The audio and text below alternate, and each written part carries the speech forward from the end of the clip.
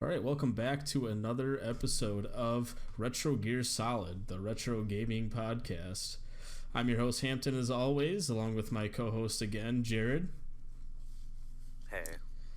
And today we're going to be doing a little bit of a lighter episode than usual. We're probably going to do these once in a while, in between larger games that we're trying to do. I'll hold off on spoiling what our next big game's going to be, but sometimes with some of the larger games, you need a little extra time to get them finished rather than just trying to plow through a game in a week. So, I guess just to start it out, how's your week been, Jared? Um, I guess I could tell you what, yesterday was like for me. Sure. So I was, up at, 3 in the morning. I had, this nasty, tooth pain or, gum pain or whatever. So I had to, run to a Walgreens and get, ibuprofen. I literally couldn't sleep because of it. Well, that's not good, man. I think you need to see a fucking dentist. What the hell? It's that bad that you need to take ibuprofen. Yeah, it's, hard to chew. God damn, dude. Well, I mean, that is interesting, but now I'm concerned for your health. I think you need to get in. I think you need to get into a dentist, man. What the hell? You know it's only gonna get worse. Yeah, I'm gonna go soon, I guess. I don't know when, though. Too bad it's expensive, right? God damn it. Yeah. It's that the ultimate deterrent, not the fact that you don't want to go to the dentist, but the fact that you're worried about what the bill's gonna be. You hate to see it. Absolutely. So I guess for me, my week was a little boring. I guess we didn't do a whole lot. Um, Watching 90 Day Fiance. I started playing Final Fantasy Did you Tactics. see that one episode? Wait, what do you mean? It's like the episode they always meme about, the guy with the mayonnaise. Oh, well, of course. Okay, we're totally caught up. We actually kind of binged 90 Day Fiance. Um, yeah, we're totally caught up. That guy's long gone by now. We're on a new season. But yes, I do know Big Ed. Big Ed. But yeah, I started playing. That's the only thing I know about that show. Yeah, I don't know why he's such a. I mean, he is a good meme. dude's dude's freaking interesting. I mean, it's a funny show, to be honest. I don't. It sounds girly, but the show really is Yeah. kind of funny. All you do is watch it and just watch people be stupid Themselves. and ridiculous. Yeah, and it's that's where the entertainment comes in. You just watch it for these big fights. These couples are just fighting about some of the stupidest shit. You're really just all it is you sit with whoever you're watching it with and you just point and laugh. So I mean, it's so we've been watching that.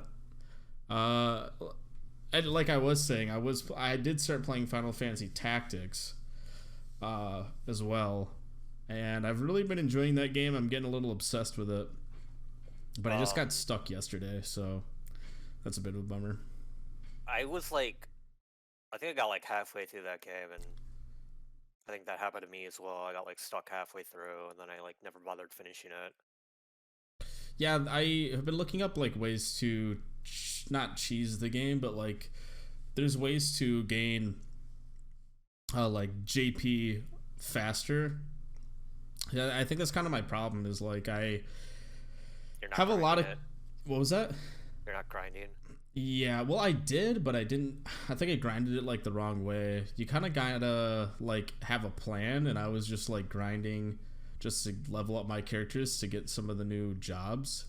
But now that they have the new jobs, I went into a harder battle, and they didn't have a whole lot of stuff learned. So now I have to grind to get them to learn good moves in their new jobs too. So yeah, kind of shot myself in the foot, but. That's the only thing about JRPGs, man, is the grinding's rough. I think that's why I'm not playing this one on an emulator. I still have, or I just recently rebought the disc and I've been playing it on my PS3 because the HDMI output looks a little bit nicer. and it's a more natural way to play the game. But like that is the one thing about emulators that are really nice, is being able to like speed up time. Yeah, yeah. So that you can like grind just a little bit quicker, because man, PS1 games run freaking slow as dirt sometimes, dude. Especially most of the final tactics isn't too bad, because you kind of just like something in the options where you can speed up the process as well. There's a couple like things you can edit, like you can turn off like animations for like certain moves and stuff like that. So it's kind of like in Pokemon, you can save a little bit of time, but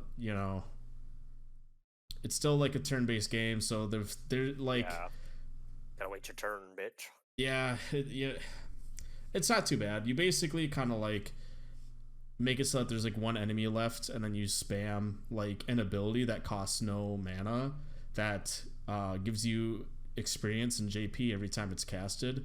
So you basically just corner the one character that's still alive, and you just keep spamming the ability like over and over and over again until you have until you're fucking ready to fall asleep, or you have enough JP or whatever it is, and then you're like done. So it's kind of a boring way, obviously, to grind, but like grinding is going to be boring no matter what. I'd rather make it faster.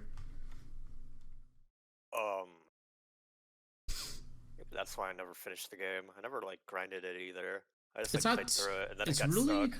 Not as bad as like other Final Fantasies, if I'm going to be honest. Like, because there's setups that you can do to like grind the JP and XP a lot faster and a lot easier, and there's also like an autoplay mode, so there's like another setup that isn't related to the one I just talked about, that's literally autoplay, where you set all your characters up and then you can let it auto run, and every time they attack they will gain XP and JP, and basically it'll run for like 5 hours or 6 hours or something, and after about like 6 hours after about 6 hours the enemies will finally die, and you'll just have like an ass load of points. So there's like an automated way too, but you got to be kind of further into the game. You got to be a lot higher of a level to pull it off.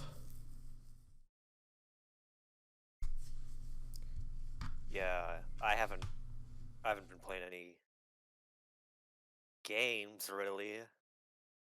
Well, that's not good this week. You got to catch up then for next week, otherwise we're gonna be in trouble, huh?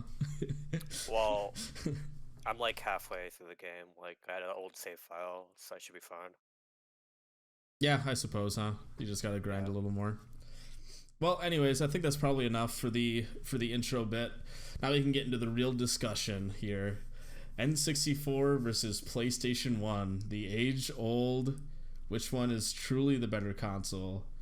I think in most people's hearts, people know what is the better console. I'm not gonna disclose which one that is, but I thought we would start out with talking about like the hardware between the two, and I'm more of the PlayStation 1 expert, so I'll be taking more of the side of the PlayStation, and you'll be taking more of the side of the Nintendo 64.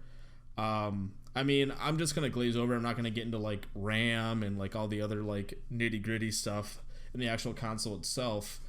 But the PlayStation 1, obviously being disk-based, holds plenty of data, more than most of the N64 cartridges.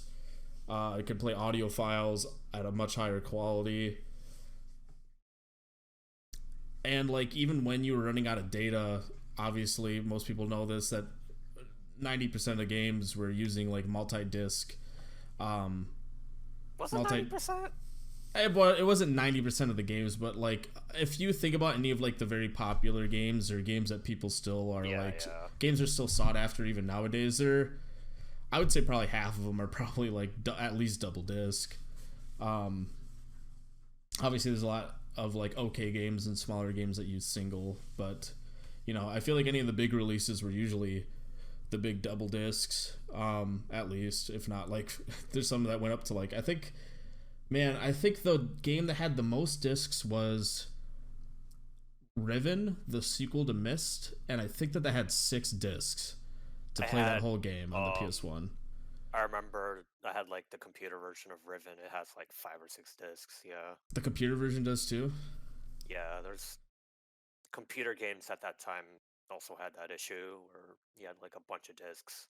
Yeah, CD-ROMs, man, I think they only held like 253 megabytes or something like that. I don't know the exact number, so don't quote me on it, but they held a like much smaller amount of data than they hold now, because I think a Blu-ray disc is like 100 and something gigs or something crazy like that, maybe 60 something gigs for each disc.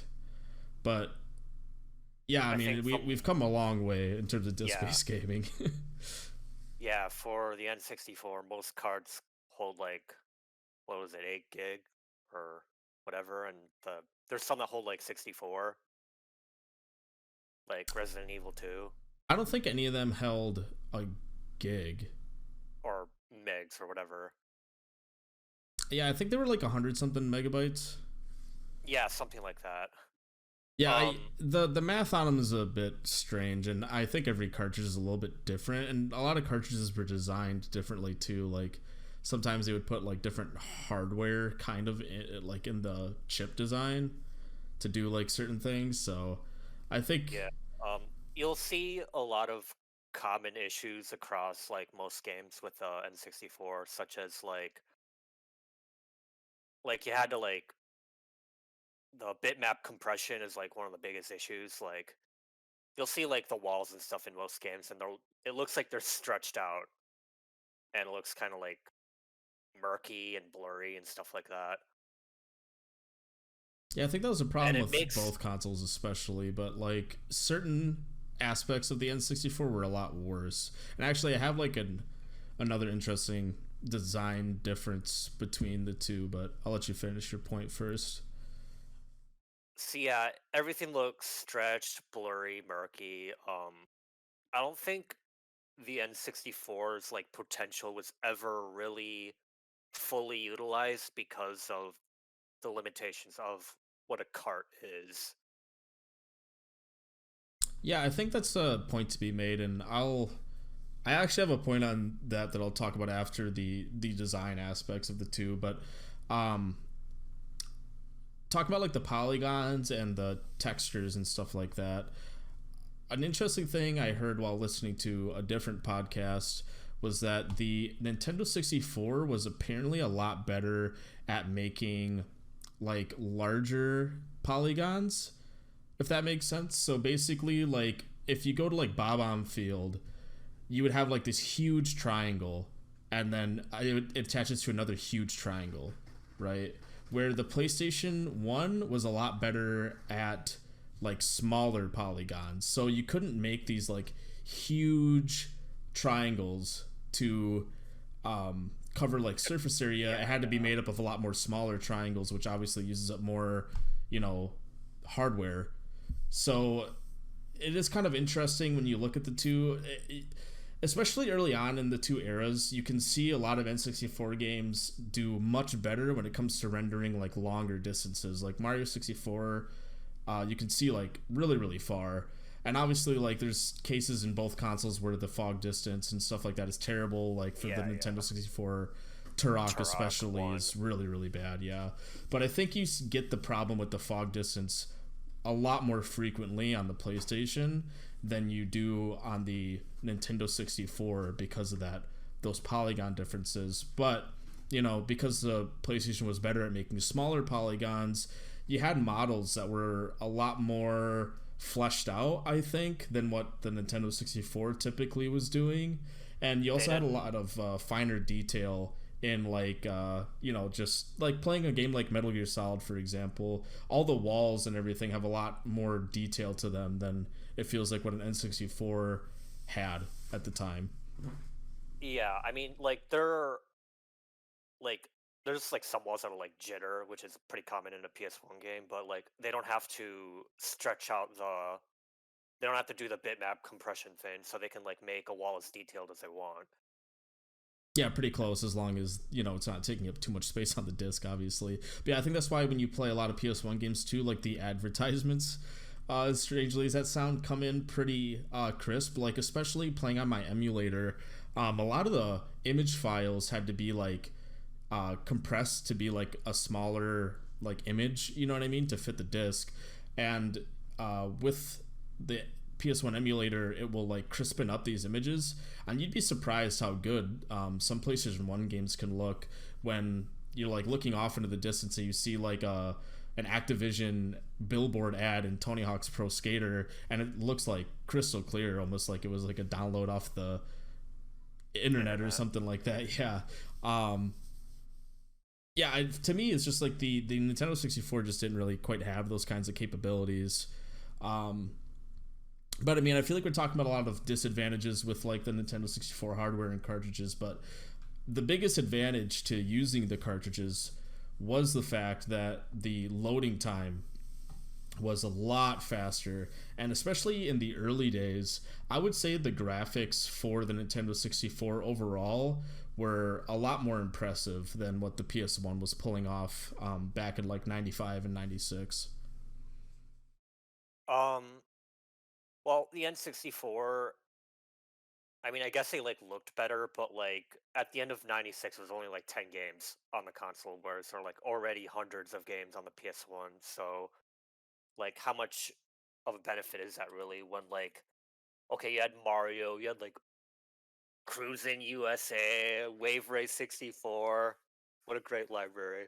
Wave Race still looks even great today. Like the waves are It does really look great, impressive. but like the game itself is pretty shallow, honestly. Yeah, it is shallow, but I think that the game itself. It's more itself. The game it's basically a showcase of what the N64 can do at the I time. would agree. Like, yeah, the waves even for. I mean, shouldn't say for today's standards, but like even up until like mid 2000s, the way the water mechanics work in that game are really really impressive. And like I said, I don't think the PlayStation could have pulled a game off like that. I think that There's like one game, like the water levels in Crash 3, where you're on the jet ski. That was similarly you're. pretty good. Yeah, I suppose you're right. Yeah, but that was like much later on in the console's Yeah, life. that was I like guess. 99, I think. Yeah, 99, probably 98. That I was don't remember much when later Crash 3 on came out. in the console's lifespan, but I think that kind of is what Also, I was Crash 3 is a getting much at. better game. Yeah, is so what I'm kind of leading into here is like the Nintendo 64 as a console was a lot harder to develop for, where the PlayStation 1 was extremely easy and extremely cheap. Not only was it cheaper to put a bunch of discs in a plastic case and ship it out, but when the development process is like so much easier, like most developers are just going to go with the PlayStation, including when like there's so many limitations with the N64 cartridge, even though the cartridge does have its own benefits, that a lot of times you're just going to end up going with the PlayStation discs as like when you want a cutscene or you want to tell a story, you can just play like an FMV video or something like that. Where if you're going to do something like that on the Nintendo 64, it's all got to be basically rendered like in game, or you need to do it like Spider-Man 2000 did and have like still images with text. You don't have like the luxury of just loading in like an Making FMV MVVs. video. Yeah. um and like making cutscenes in engine at the time was really really uncommon. Like one of the first games that really ever did it to an extreme extent was like Metal Gear Solid. Before that, you have like It was like instances once in a while, but like Metal Gear Solid really is what made people realize that you could in-game do. cutscenes were better and the future. Yeah, exactly. Better. They're the future. You don't have like such janky transitions. Like anytime, especially in the emulator, because with emulation, I can make the games and all the polygons and everything look so much more crisp. But the FMV video quality is always going to be the same no matter what. And like it, even so, especially when you're emulating it, the FMV quality stands out like a really sore thumb. Uh, Nowadays compared to even how it was back then. What was impressive back then nowadays looks really cringe. Yeah, FMVs are definitely a product of their time. Um, Another point I want to bring up about like how all the devs like jump ship is like they were basically getting tired of Nintendo's shtick at this point. Like they limit the amount of games that they released on Nintendo, and one of the workarounds is that they would make like other companies. Like for example, Konami made Ultra games when they released like Metal Gear on the NES. and like Ninja Turtles and stuff like that. And they were basically sick of doing that and having to deal with Nintendo's like rules regarding like third-party games, and Sony was a lot more like lenient. So that was definitely a big motivator on why like almost every third-party company like jumped ship. Like it was, I don't think I'll ever see another mass exodus like that ever again. Yeah, it really was like Nintendo putting their foot down at the time, you know, like they were like, nope, this has worked for us. We the reason why we are even a company is because you have this Nintendo seal of approval. We didn't make the same mistakes as the Atari did. Yeah, it's like we're not sabotaging ourselves, you know. This is our shtick. This is what we're gonna do. No, we're not going to disc-based gaming. We're going to do cartridges, and we'll fuck over like multiple different disc-based companies like Philips and Sony along the way as we continue to like keep our feet in the ground.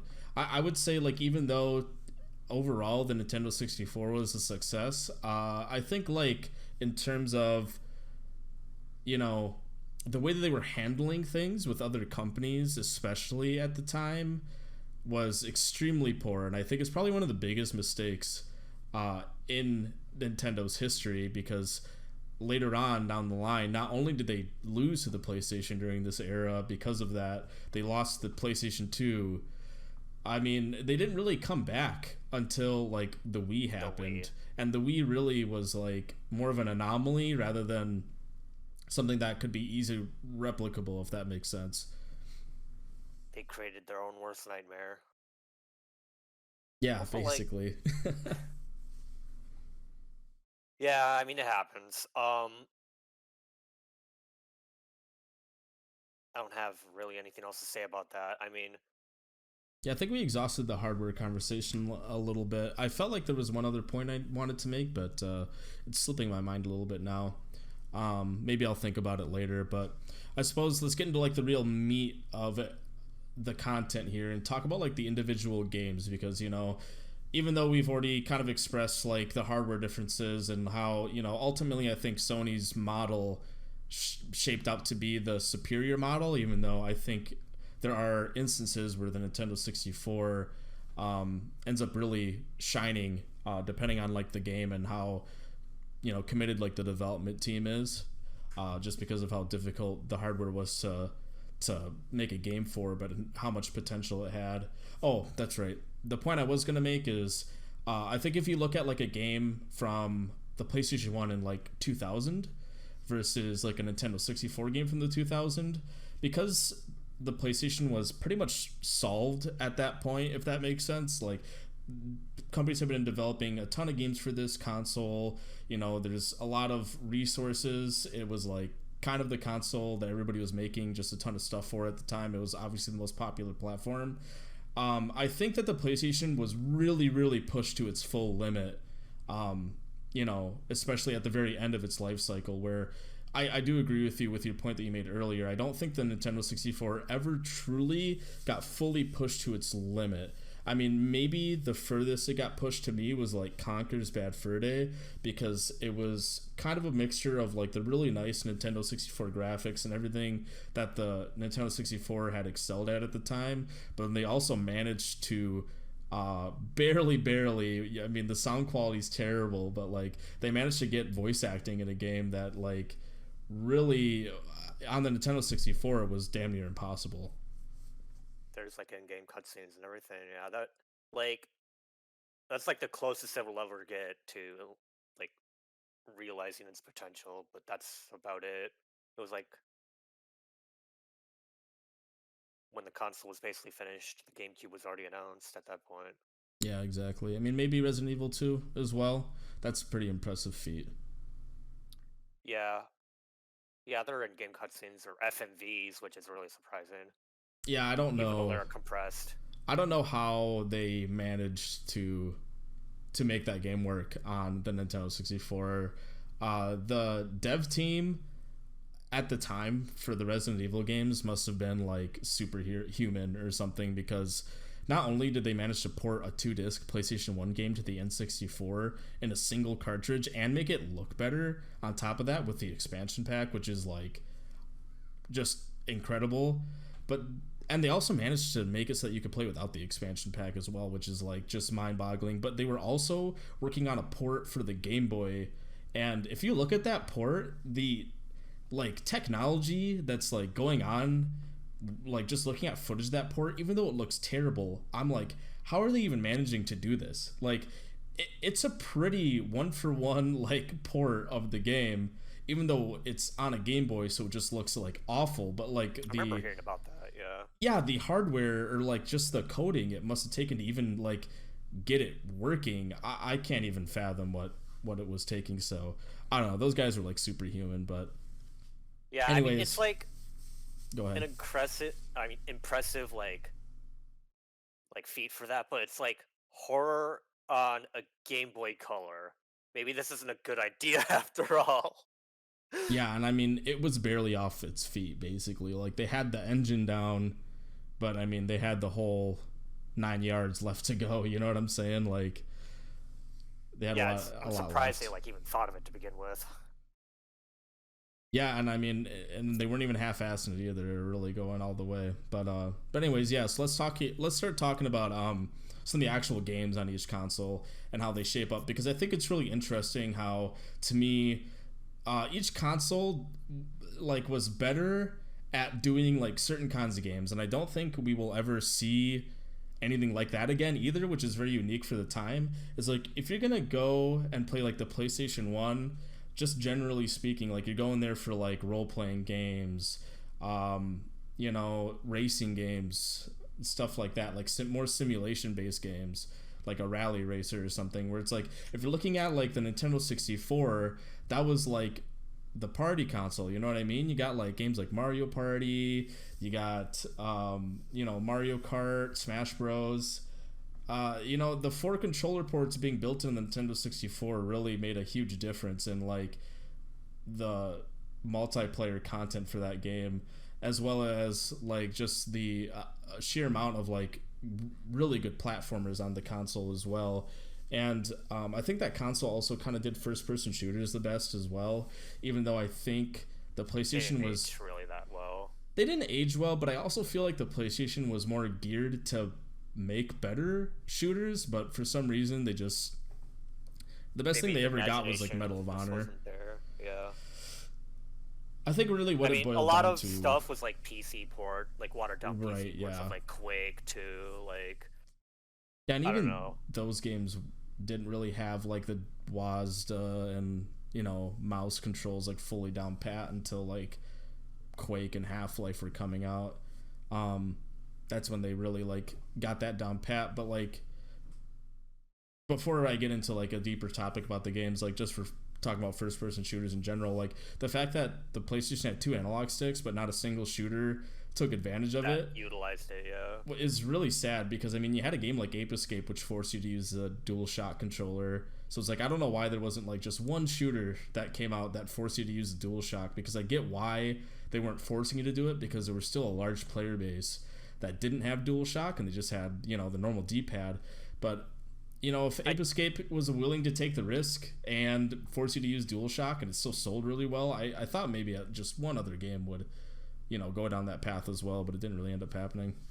Yeah, something interesting that about the PS1 that always perplexed me, like the technology was pretty much there to make a FPS that's kind of like an FPS of today, but I don't think the devs really figured it out yet, like how to make a FPS like a modern one. Yeah, I mean, I agree. I feel like the technology was there, and it's just a little frustrating when I play a game like Medal of Honor or something like that on the PlayStation And it 1. has tank controls. Yeah, yeah, I mean the controls are actually okay. Like it's pretty playable, but I'm like, man, my right analog stick isn't doing anything. I feel like I could use my right analog stick to look around. You know what I mean? Like it's there. It's right in front of your eyes. Like, god damn it, dude. Just come out with like a mod or something like that where it's got normal freaking controls. I feel like that was kind of an issue with a lot of PS1 games. Like there were a bunch of buttons that were never used. The right analog stick was never fully utilized in a lot of games. Yeah, like I said, I think it's just like Like how many alienating a games player base that they were afraid of. like how many games in that library are like L2 and R2 like never used?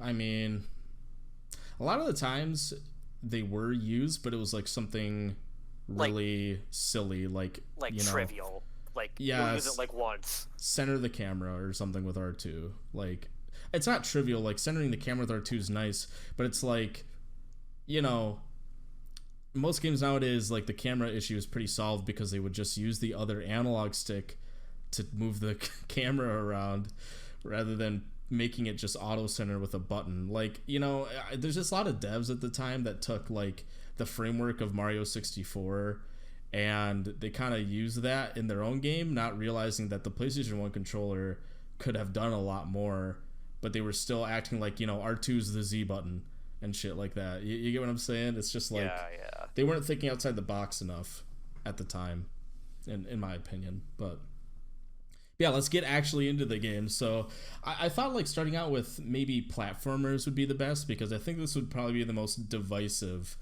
to talk about in terms of just the quality of both consoles. Platformers are really, really high, and you know, I think nostalgia makes me have a preference for one, and I think nostalgia also makes other people and maybe even you have a nostalgia for the other.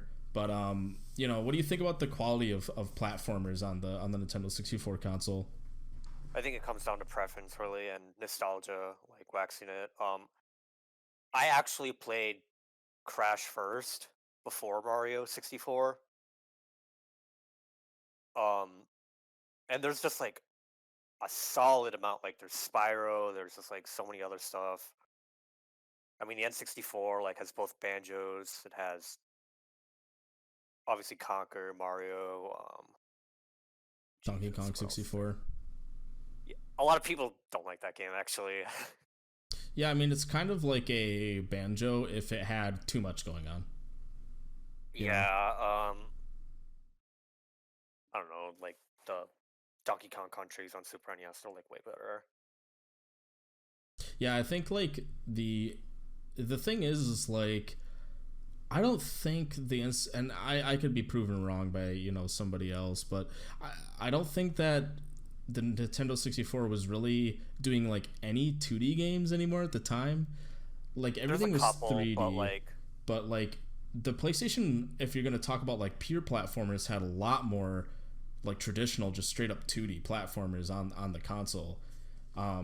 You had weird games like Pandemonium, which was like a 2.5D. You had a game like Tomba, which was also like 2.5D, but I would say also was like mainly 2D. And Tomba is actually a great platformer when you boil it down. And those are like kind of niche titles, obviously, but I can't even think of very niche titles for the N64. There's that one like samurai game. I think you played it quite a bit. It's like Brave Fencer Musashi, or I know that that's a game, but I don't know what you're talking about actually.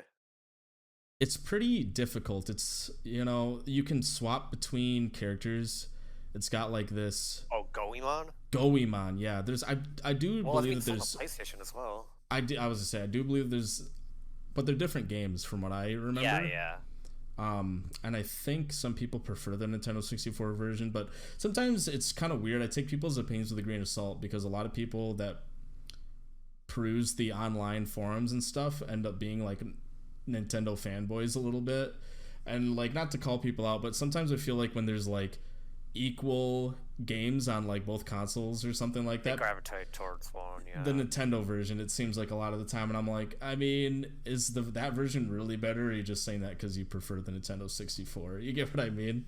So, but yeah, they're very similar games, but I think that's really the only like 2D platformer I can think of on the Nintendo Kirby 64. is actually like it's like Oh, 2.5D. It's like Yeah, Kirby I mean, 64 it's rendered is in good. 3D, but you can only move in the line. Yeah. Yeah, I just think It's that okay. I think that the PlayStation wins out when it comes to 2D platformers by quite a country mile, because Kirby 64 is really the only one that I can think of, and I played a good chunk of that game, and like I love Kirby. Like, I'm the biggest advocate for Kirby ever. I own almost all of them. I have like the classic Kirby games on the Game Boy and Game Boy Advance, but the 64 one never really did it for me, man. Like, I, it's just a little.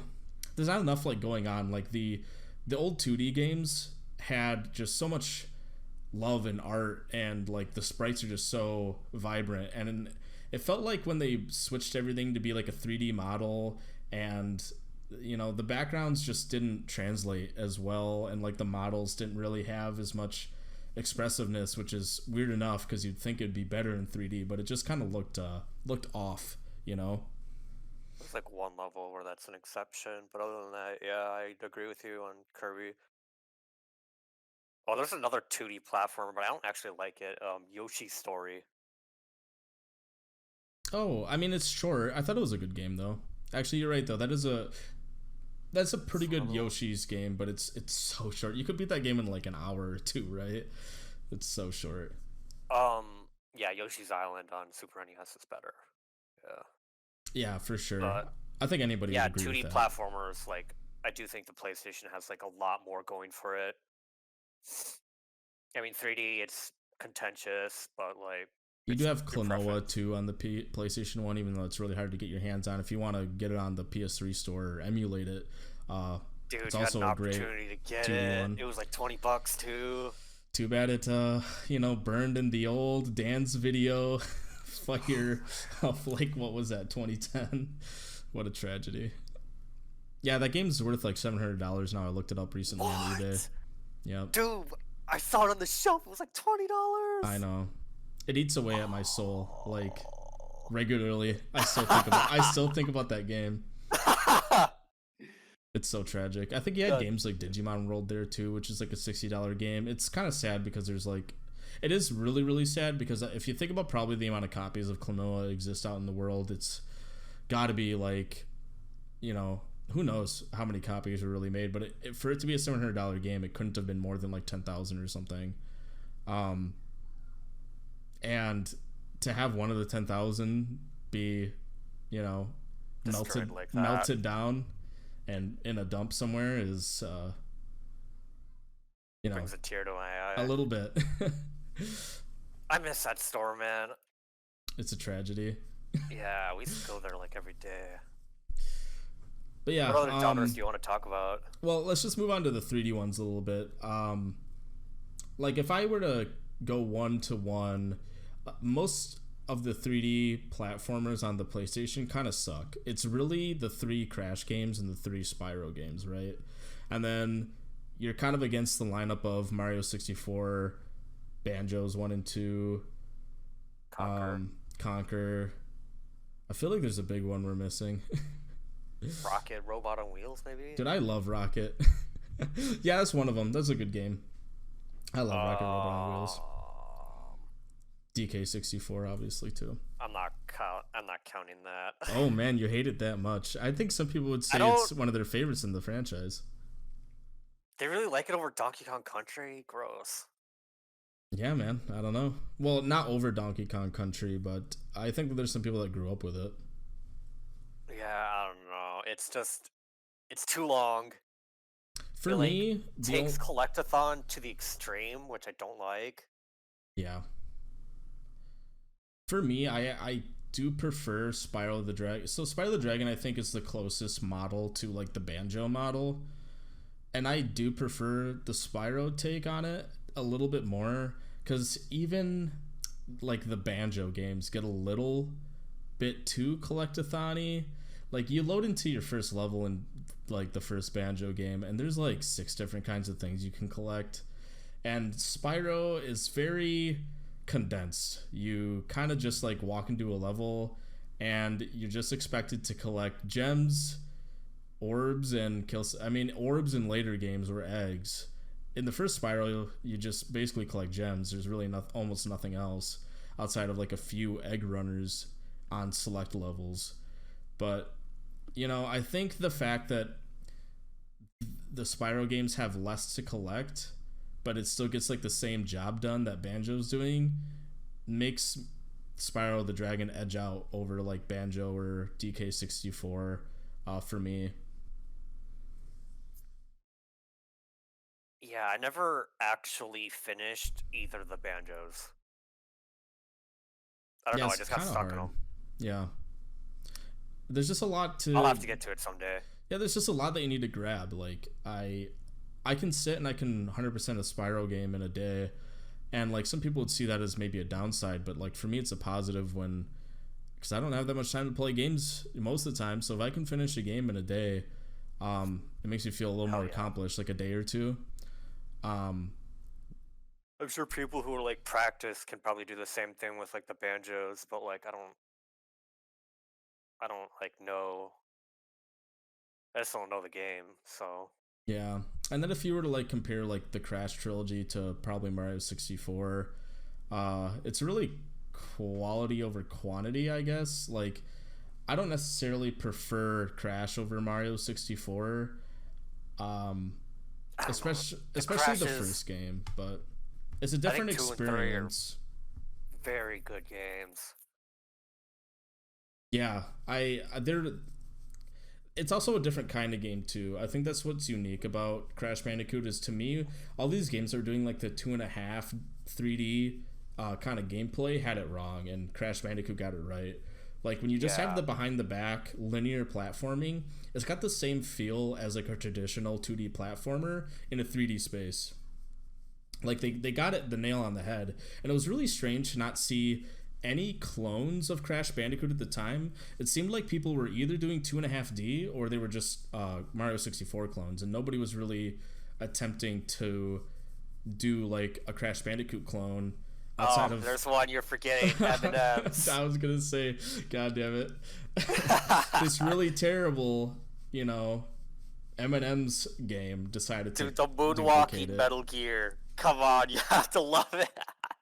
There's that game could almost deserve an entire episode in and of itself. Like Oh man, that uh game is. it's an experience.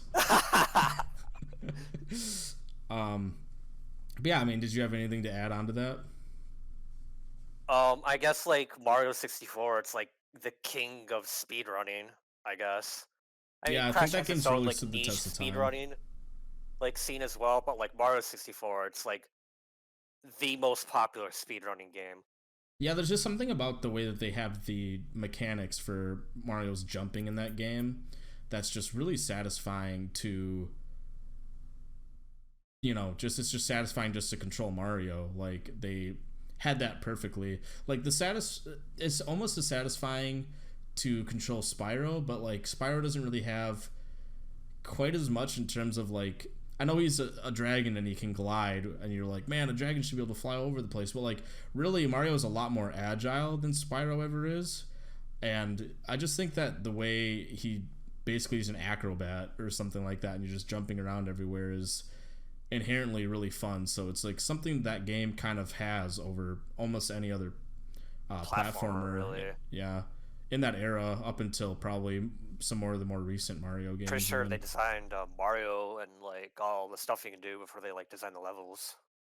yeah, I do believe that that's the story behind it. Yeah, let's move on to another genre. Uh, I always think that one that's a little fun to bring up, even though really it's just dogging on the N64, is the RPGs. Hell yeah, baby. Paper Mario. Yeah, I mean, really, the reason why it's funny is because the Nintendo 64, you could count the amount of RPGs on one hand, and The good ones, at least. I mean, I think you could literally count all the RPGs almost on one hand, like real, Basically, yeah. genuine RPGs. Like, do you count like Pokemon Stadium as an RPG or no? Not really. I mean, you're not actually. I mean, I guess you could if you want to stretch it. Then like, yeah, you could probably fit it in. But that's what I mean is like you're almost stretching it. Like you're like, is it like should I put it in there? Like, Okay, so you have we'll fudge the numbers a little bit. Paper Mario, Ogre Battle, hell yeah. Quest 64, I don't fucking know. Quest 64, I guess the Pokemon Stadiums. That's one hand. Oh my that's like God, all that's- five. And That's like crazy. yeah, and it's like the PlayStation 1, you could on one hand take the RPGs in that console and put them in like a top 100 games list of all time. You know what I mean? You could easily take 5 RPGs from the PS1 era and place them somewhere in the top 100 games list. I think like you got like games like Final Fantasy 7, Final Fantasy 9. Final Fantasy Tactics is really beloved by a lot of people, including me right now. I've been really enjoying playing through that game, and they got a lot more like niche titles too that are really excellent as well. Yeah, I mean, I think everybody's probably heard enough about the PlayStation 1 RPG, so I'll let you talk about like games like Ogre Tactics or Ogre Battle. Ogre Tactics. Oh, actually, Ogre Tactics is the PlayStation 1 version of that game. Yeah. There's a bunch of like Ogre or whatever's on the PS1. Yeah, so I'll let you take it from here. Okay, so Ogre Battle, obviously, like the closest comparison is Final Fantasy Tactics. I do think Tactics is better, but that doesn't mean Ogre Battle is like bad by any means. I think Ogre Battle, it's like it's a lot like turn-based even. It's like a strategy RPG. Paper Mario is like the only like true like turn-based like RPG on the system that's like, you know, good.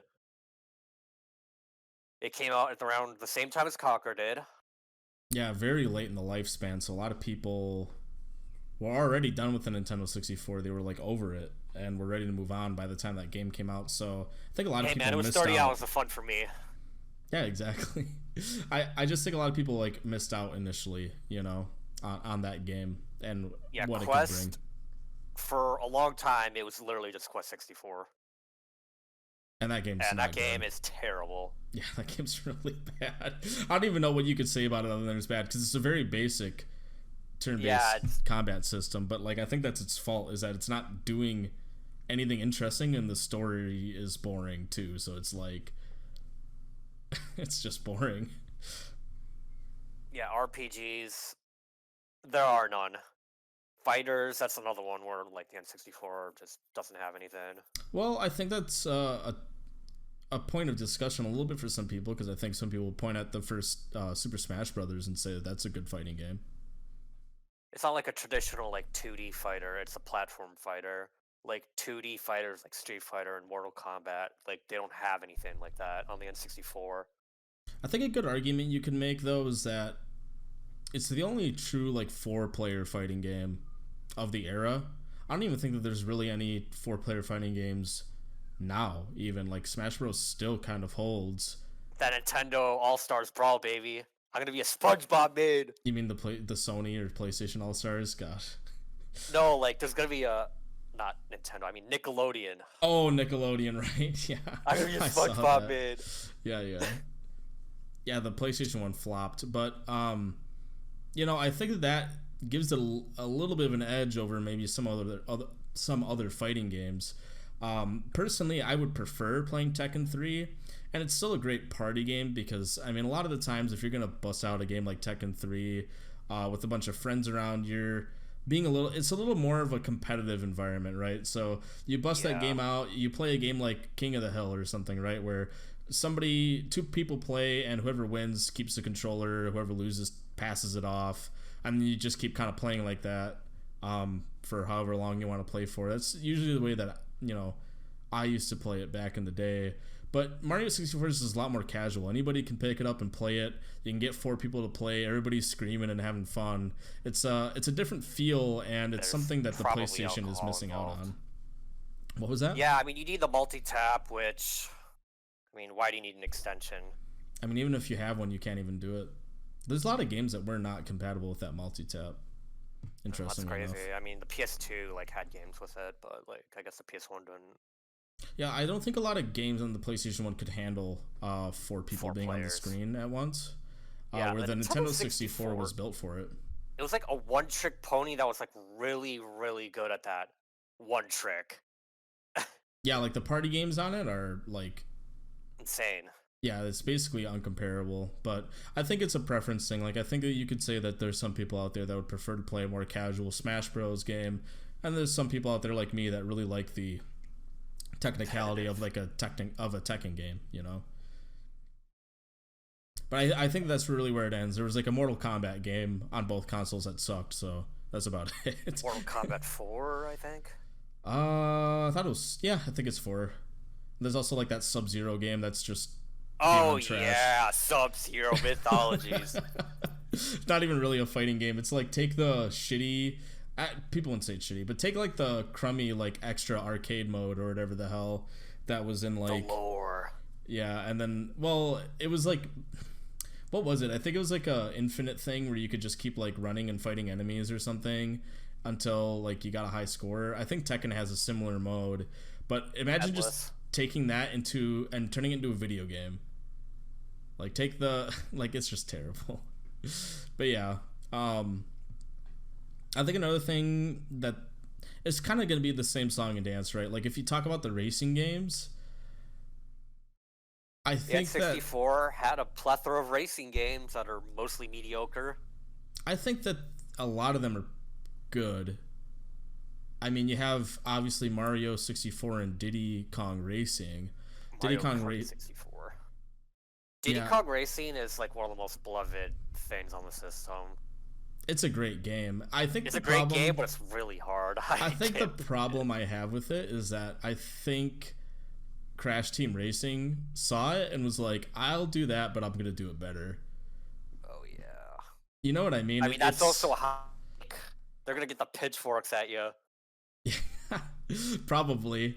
But I mean, I don't know. That's just like how I feel about it. To me, the Crash Team Racing just like saw the more open world like kart racing aspect of the Diddy Kong Racing game rather than being like linear and like, you know, the cups like what Mario 64 was doing, and they were like, yeah, let's just do that, but let's like refine it.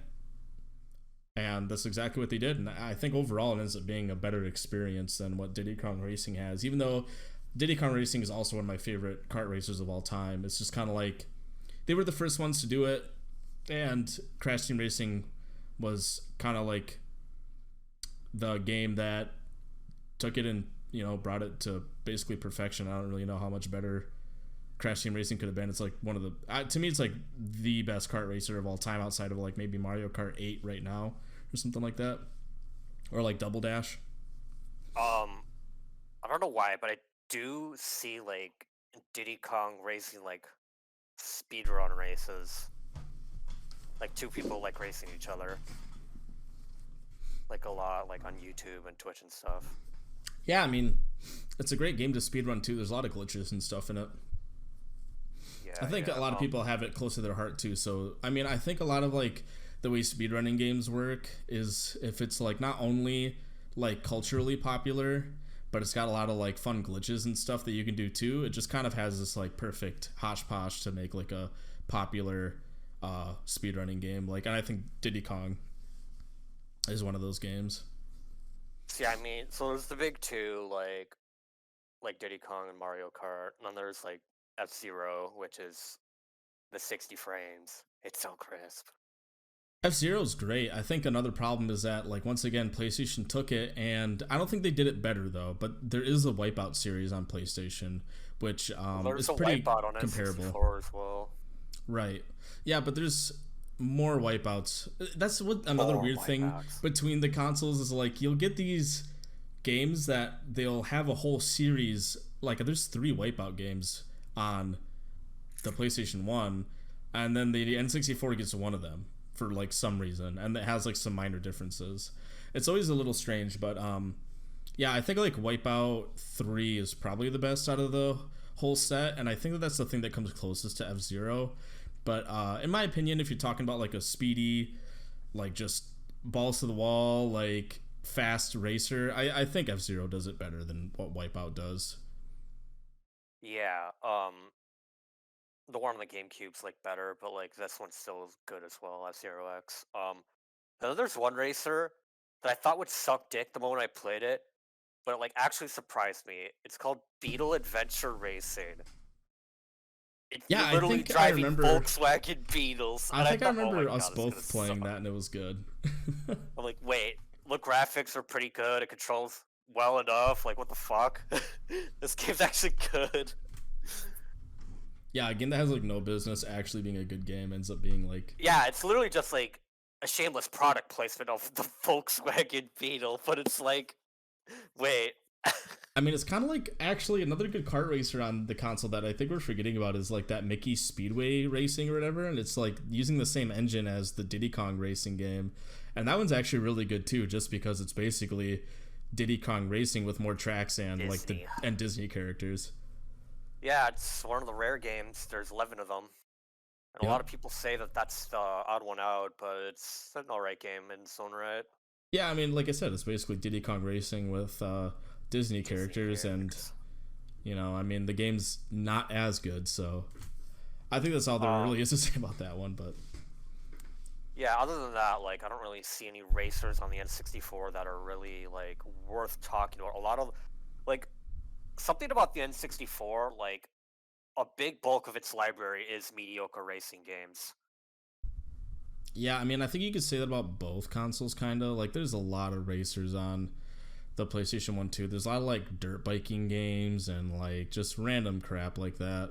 But I think like where the PlayStation starts to edge out the Nintendo 64 in terms of its racers, because I think you could really prefer one or the other when it comes to like F-Zero or Wipeout, Crash Team Racing, Mario Kart, Diddy Kong. Like I think like generally speaking, like the Nintendo 64 in terms of like the party kart racers and like even, you know, like F-Zero and stuff, Wave Race too, like it edges out PlayStation. But then when PlayStation starts to come back is when you talk about like the simulation racers. You have like Colin McRae Rally, which is like one of the, you know, most beloved rally games of all time. You have the Gran Turismo games, which is an ongoing series still to this day and one of the most beloved games in its era too, and very technically impressive for the time too, where like the Nintendo 64 for games like that wasn't even coming close. And I think it had some more arcade kind of rally games on it, but nothing that was supposed to be nothing like a pure simulation. Well, nothing like a pure simulation like Colin McRae was either. I mean, it had Excite Bike 64, but I don't know, that's like it. I don't know how much of a simulation that is. Yeah, I think that one's more arcadey too. I mean, it's good, and like some of the rally ones are good too, but I mean, you could also talk about like Ridge Racer being on PlayStation 2, you know, stuff like that if you're going to get more arcadey. Like there's a lot of arcade ports on both, but if you're just looking at like the pure exclusives, you know, in terms of simulation, you're going to the PlayStation. I think for like party games like the kart racers, I think it's reasonable to say that PlayStation's lacking outside of one game, and that game can't even go 4-player, where, you know, Mario Kart can. So kind of depends on what you want to do. In the USA. Doesn't have cruising. The USA. Oh man, that game sucks, but that intro, baby. It's fun in a arcade. Yeah, I would say it's not as fun. Yeah, this is a time period where they couldn't quite like replicate the arcade experience yet. Cruising the USA is a prime example of that. Yeah, I don't know if there was a steering wheel attachment for the N64. There probably was, but I know that there was for the PlayStation 1. There isn't, to my knowledge. The PlayStation 1 is a little better in certain like aspects because of third-party controllers being made, like third-party steering wheels and stuff, which tries to help replicate that arcade experience a little bit. Oh yeah, the third-party N64 controllers suck. At least the ones made at the time. I mean, everything third-party at the time kind of sucked. I would say, like, what's weird is, like, Mad Catz at the time made pretty good stuff. Like, I had a Mad Catz steering wheel controller that lasted me a long time. And I had, like, a Mad Catz controller, too, that lasted a long time. But then, like, Mad Catz ended up being kind of garbage later on. Oh, you know what? My stepdad had a flight stick for a PS1 for, like, a flight simulator. Can't remember what it was, but, like, I think that was first party. It was like for Ace Combat 2. Yeah, it was a first party. I was like, whoa. Yeah, I think it was bundled with Ace Combat 2, if I'm not mistaken. Yeah, it just seemed like the PlayStation were willing to do more accessories as well. I mean, if you really want to dive into accessories as well, like there's like games like Dance Dance Revolution, which use like the DDR dance pad that I think N64 is missing out on. There's Ace Combat with its flight simulator stick. There's even an arcade fighting stick for Tekken that came out at the time as well. There was also a mouse that you could use for games like Doom. I think there was a mouse for the N64 as well, but yeah, I mean, obviously the N64 also had peripherals, but they didn't have that many. yeah, it seemed like the PlayStation was doing a little more because it was giving a little, probably once again, more leniency with the third-party stuff coming out at the time. It was kind of like how they needed an outside Rumble pack, and you couldn't even use like the memory pack at the same time as the Rumble pack without like taking it out. And then PlayStation, it's like PlayStation, every time like the N64 did something good, it was like PlayStation and the PlayStation developers looked at it and were like, all right, let's like do that, but do it a little bit better. Like, let's put the Rumble in the controller. Let's take their analog stick and put two of them and have like a much better layout on our controller. It's like, even the design of the original PlayStation controller without the analog sticks is basically like a slightly Super NES. Yeah, it's a Super NES, maybe arguably slightly improved because you added two more buttons on the shoulders and added like a little extra grip for the hands on the side.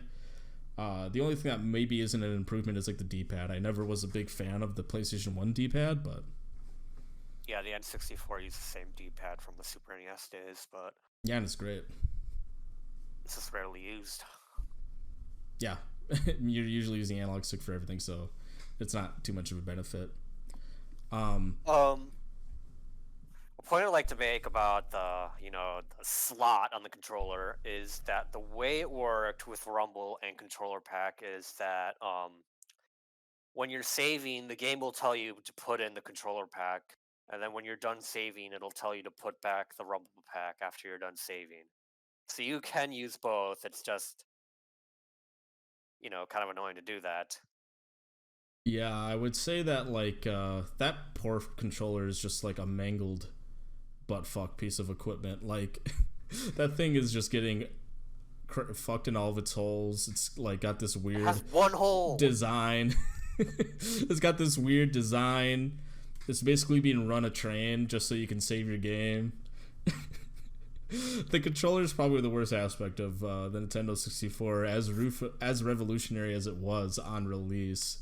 It has aged probably the worst out of any controller, but it is like the most unique experience. I will say that I went out of my way to buy a USB Nintendo 64 controller, so when we eventually get to talking about some N64 games, I have like a more genuine way to like have the experience, rather than trying to play it on like a PlayStation controller. Because I mean, sometimes some games are literally like you have to play it with a Nintendo 64 controller. You try playing it with like a PlayStation 1 controller, it just doesn't feel right because of the way the controls are set up. It's just so I couldn't imagine playing Ocarina on that then. I mean, the only saving grace is that you could use like the right analog stick as the C buttons. So I mean, kind of like what they did with the GameCube. I mean, again, you assign items to the C buttons. Imagine trying doing that in Ocarina. Yeah, very strange. Actually, I think that should be like another conversation about the games is, I don't think that there's any parallel for Legend of Zelda and PlayStation. Like, we've been talking about parallels for so many different games and genres, but when it comes to like I don't know what you would call Zelda, but it's like a game. Yeah, like an action adventure game. There's really nothing even close to The Legend of Zelda that the PlayStation offers. Like, one of the only games that anybody ever talks about, which is a bit of a unknown game, is a game called Alundra. And that was it's more of a 2D take on The Legend of Zelda. And then they came out with Alundra 2, which is supposed to be more of a 3D take on it. But both of them end up being like pretty shameless copies in a way, and they're okay for what they are, but they never come close to being as good as the source material.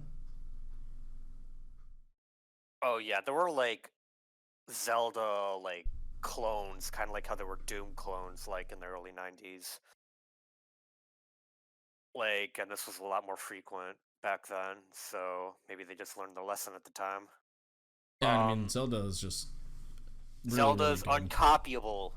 I think the most comparable thing on the PlayStation is like if they're so the N64 has The Legend of Zelda, which is like its own standalone. Like it's probably the best title on the Nintendo 64 for a lot of people. And like I think the only way that you can make the same parallel was talking about a game like Metal Gear Solid on the PlayStation 1, because both in terms of quality, right? yeah, in terms of quality and in terms of the fact that it is like the exclusive experience. Like it's not like when I see somebody playing Mario 64 and I'm on my PlayStation, I'm like, oh man, I wish I could play something like that. At least I got like Crash Team Racing or something, right? There's like a parallel where I'm like, well, at least I got this, even though they have that. If that, you know what I mean? There's always like a compromise where it's like, when it comes to Metal Gear Solid, that is just a PlayStation game. There's nothing even close to Remotely being close. not even I remotely can't think close. of anything. And then I think you could kind of say the same thing about The Legend of Zelda, Ocarina of Time, and Majora's Mask. I mean, both those games are very much products of exclusively the Nintendo 64. And both of them, I think a lot of people would argue that they got better in later entries. Like, I would say some people think that, you know, Metal Gear Solid 2 and 3 took what Metal Gear Solid did and made it even better. And then, like, same thing with, like, Ocarina and Majora's Mask. Like, you look at Twilight Princess and Wind Waker, and it kind of takes, like, the mechanics and brings them to their fullest extent. I still think Ocarina, Majora, and Metal Gear Solid are really fucking good games. Yeah, they're like timeless classics, and like I think anybody could just butt heads about which one they like better. Like I think both of us personally are huge Metal Gear Solid fanboys, so we would probably side more with Metal Gear Solid. Metal Gear Solid, yeah.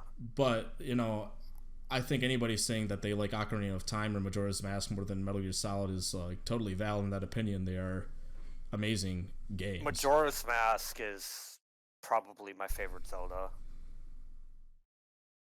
Yeah, I really like how different the story is compared to most traditional Zelda games. Zelda with the time limit, never before done or since.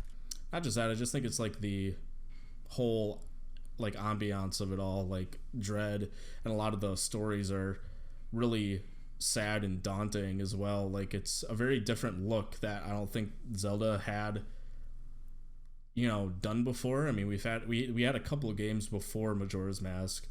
There's like, you know, Link to the Past, Link's Awakening, Ocarina of Time, and like the original two Zelda games.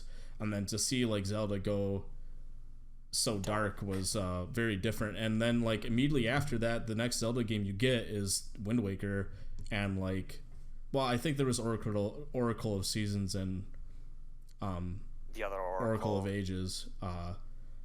Which, you know, I guess I won't really count those, even though I was counting Link's Awakening. But yeah, basically the next 3D entry you get is Wind Waker, which is a complete 180 from what Majora's Mask is, with its like really bright colors and cel shaded graphics. Yeah. Yeah, it makes And Majora's Twilight Mask Princess stand out even does more. kind of like another 180, kind of. I mean, it's not as dark as Majora, but